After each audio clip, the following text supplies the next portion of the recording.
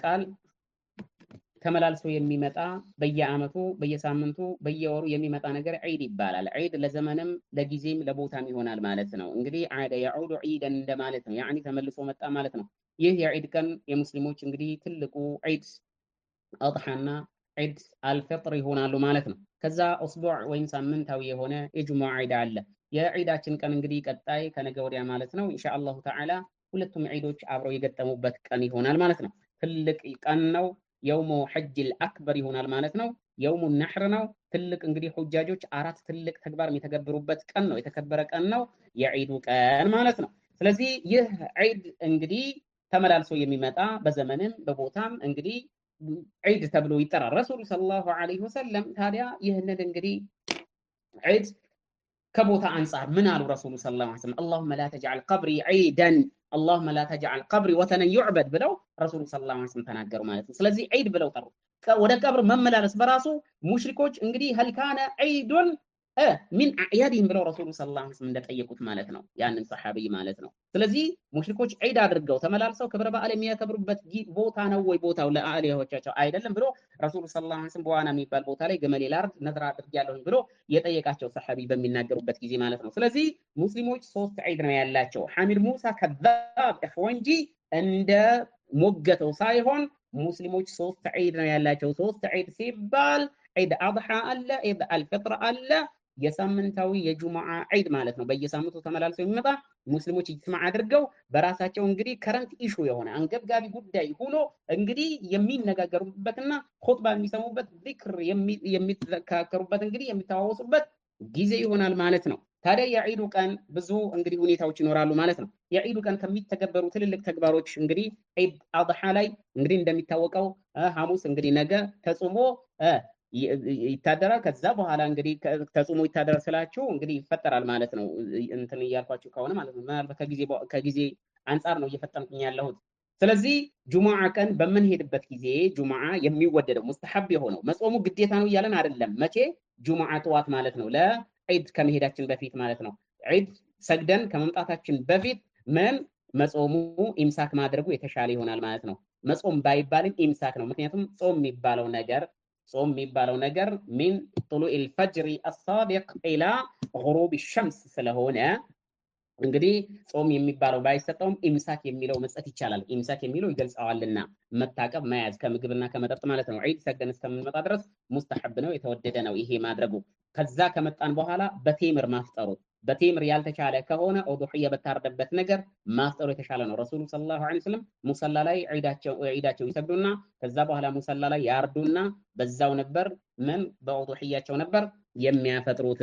ረሱሉ ሰለላሁ ዐለይሂ ወሰለም ኢነ አወለ ማ ነብደኡ ፊ የውሚና ሃዛ አሰላህ፣ ከሁሉም ነገር በፊት የምንጀምረው ዛሬ በሰላታችን ነው ብለው ረሱሉ ሰለላሁ ዐለይሂ ወሰለም ነበር። ከዛ ثم نرجع فننحر፣ ከዛም ተመልሰን እናርዳለን።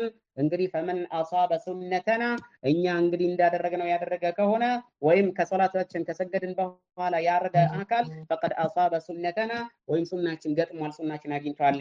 ፈመን ነሐረ፣ ያረደ ግን ቀብለ ሰላቲ ፈኢነማ ሻቱን ቀደመሁ ሊአህሊ በይቲሂ ብለው ረሱሉ ሰለላሁ ዐለይሂ ወሰለም እንደተናገሩ ሰላት ከመሰገዱ በፊት ዒድ ከመሰገዱ በፊት ያረደ አካል ግን ለቤተሰቡ ያስቀደመው ስጋ ነውና ኡዱህያ የለውም ብለው ረሱሉ ሰለላሁ ዐለይሂ ወሰለም ተናግረዋል። ስለዚህ የዒዱ ቀን የመጀመሪያው የምንሰግደው ሰላት ነው። ለዒድ ሰላት እንግዲህ ሐይድም ያለባት ሐይድርም ላይ ያለች እንግዲህ አራስም የትኛውም ሴት እንግዲህ የሙሰላ መድረክ የዒድ መድረክ መውጣቷ ላቡድ ነው። ኡሙ ዓጢያ ረዲየላሁ ዐንሃ እንግዲህ ረሱሉ ሰለላሁ ዐለይሂ ወሰለም አዘውናል አን ኑኽሪጀ አልዓዋቲቅ ወደዋቲል ኺድሪ፣ እንግዲህ ለዒድ እንድናወጣቸው እንግዲህ ይዘናቸው እንድንወጣ በእንዳውም አንዳቸው ጅልባብ ባይኖራቸው ሊቱልቢስሃ ሚን ጂልባቢሃ አሉ ረሱሉ ሰለላሁ ዐለይሂ ወሰለም። ጂልባብ የሌላት ከሆነ እህቷ እንግዲህ ሙስሊም ሱኒ ሰለፊ እህቷ ጅልባብ አውሳት ጅልባቧ ኒቃቧ ለብሳ ትሂድ እሷ ተውጣ ወልየሽሀድነ ዳዕወተል ሙስሊሚን ብለዋል ረሱሉ ሰለላሁ ዐለይሂ ወሰለም። የሙስሊሞች ዳዕዋ የሙስሊሞች ኸይር መሳተፍ አለባቸው። ወየዕተዚልነ አልሑየዱ አልሙሰላ እንዳሉት ረሱሉ ሰለላሁ ዐለይሂ ወሰለም። ሐይዶች ግን ሐይድ ያለባቸው ሴቶች፣ ኒፋስ ያለባቸው ሴቶች ሙሰላውን ይርቃሉ፣ መስገጃው ቦታ ግን ይርቃሉ። የሙስሊሞች ዳዕዋ ግን መስማት አለባቸው። የሙስሊሞች ኸይር መሳተፍ አለባቸው ብለው ረሱሉ ሰለላሁ ዐለይሂ ወሰለም እንደተናገሩት። ስለዚህ ሴቶችም ወንዶችም ይህንን ታደርጋላችሁ ማለት ነው። ነገር ግን ሴቶች ኢኽቲላጥ በሌለበት፣ ፈሒሻ በሌለበት፣ ፊትና በማይሰጋበት ኢህቲሻማችሁ ሒጃባችሁ ልብሳችሁ በለበሳችሁበት እንግዲህ ሽቶ በሌለበት እንግዲህ እንደዚህ ጌጣጌጥ የበዛበት ልብስ አለመልበስ። የዒዱ ቀን ግን አብዛኞቹ ሴቶች አንዳንድ እንግዲህ አላህ ያዘነላቸው ካልሆኑ በስተቀር የባህል ልብስ ብለው ድሪያ የሚባል የሆነ ነገር ብለው የሀገር ልብስ የባህል ልብስ ተብሎ ተለብሶ ድሮ ጅልባ በለበሰችው እኮ ናት እንደዛ አድርጋ ጸጉሯ ደግሞ በሌላ በኩል ተሰርታ እንደዚህ አይነት ነገር ሙስሊም ናት አይደለችም። እቺ ልጅ ሂጃብ ለብሳ ታውቃለች አታውቅም በሚባል ሁኔታ እንደዚህ አይነት የሀገር ባህል ልብስ ምናምን ብላ ለብሳ የምትወጣ ሴት አለች ማለት ነው። ሴቶች ይሄንን እህቶቻችሁን አስጠንቅቁ፣ እናንተም ተጠንቀቁ። ስለዚህ በየሁኔታው በየፌርማታው ሂጃባችሁን በጠበቃችሁበት መልኩ ሊሆን ይገባል። ከወንዶች ጋር እክትላጥ በሌለበት መልኩ ሊሆን ይገባል።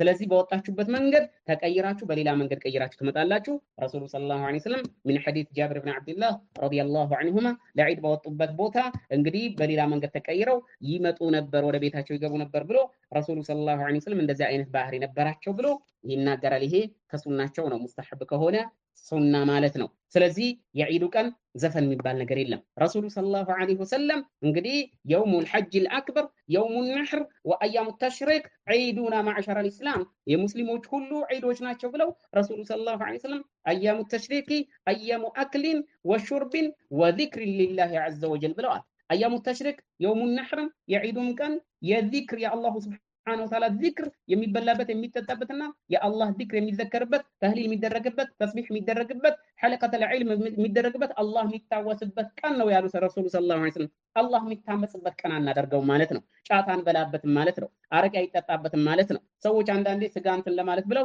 አረቄ የሚጠጡ አሉ ከሙስሊሞች። ይሄ ማያውቁ ማለት ነው። ላኢላሃ ኢላላህ ወላሂ የደረስኩበት ነገር ስላለ ማለት ነው። ይሄ መደረግ የለበትም። ጫት የሚበላበት ቀን አይደለም፣ አላህ የሚታወስበት ነው። አረቄ የሚጠጣበት ቀን ነው።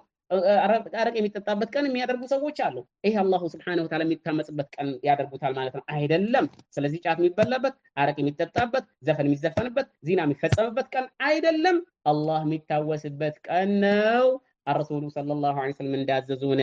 ስለዚህ ሁሌም አላህን ልንፈራው ሁሌም አላህን ልንጠነቀቀው ይገባል። ሞት መጥቶ እንደሚይዘን እንደሚወስደን አይታወቅም።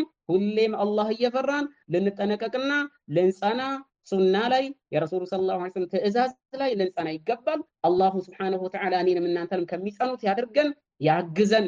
አላህ ያግዘን። የአላህ እገዛ ከሌለ ምንም አንተገብርም። ወላሂ ምንም አይቻለንም። እኛ ضعيፎች ደካማዎች ነንና አላሁ ስብሐነሁ ወተዓላ እኔንም እናንተንም ሱና መንሀጅ ሰለፍ ላይ ሐቅ ላይ ጸንተው አላህን በተውሂድ በእኽላስ በኢማን በዐመል ሳሊሕ በየቂን በተውሂድ ከሚገናኙ ሰዎች አላሁ ስብሐነሁ ወተዓላ ያድርገን። በኒዕማው በረሕመቱ ለይሰ ቢአዕማሊና ወላ ቢሐውሊና ወላ ቢቁወቲና ወላሂ ወላኪን ቢሐውሊላህ ወቁወቲሂ ፈኢን አሰብቱ ፈሚን አላህ ወረሱሊህ وإن أخطأت فمني ومن نفسي ومن الشيطان والله ورسوله بريئان من ذلك والله سبحانه وتعالى أعلم.